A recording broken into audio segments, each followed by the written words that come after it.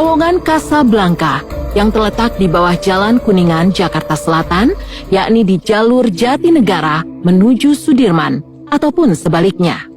Menurut kisah yang beredar, dulunya sebelum lokasi ini dibangun jalan, tanah tersebut adalah tanah untuk kuburan massal.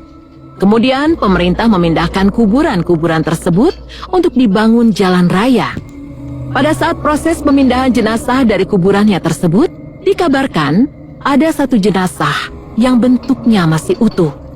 Meski demikian, banyak orang yang percaya bahwa penunggu yang ada di kuburan itu belum turut pindah. Mereka masih saja menetap di lokasi tersebut.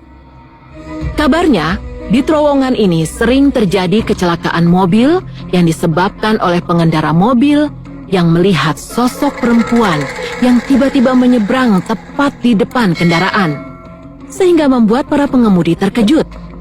Hingga sontak pengemudi tersebut mendadak banting setir, mengakibatkan kendaraannya menabrak pembatas jalan.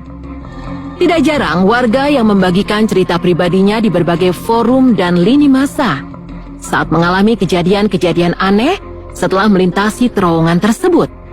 Ada seorang wanita yang menceritakan pengalamannya, bahwa ia pernah jatuh dari motor sehingga badannya terpental ke trotoar jalan yang menyebabkan kakinya patah.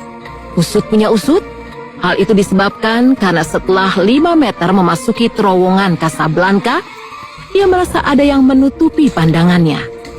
Tidak hanya sampai di situ, ia juga melihat sosok perempuan yang menembus tembok terowongan, dan selama hampir 20 menit, ia terkapar di trotoar jalan. Tidak ada satupun orang yang berhenti untuk menolongnya. Seakan tidak ada yang bisa melihat dirinya di trotoar itu.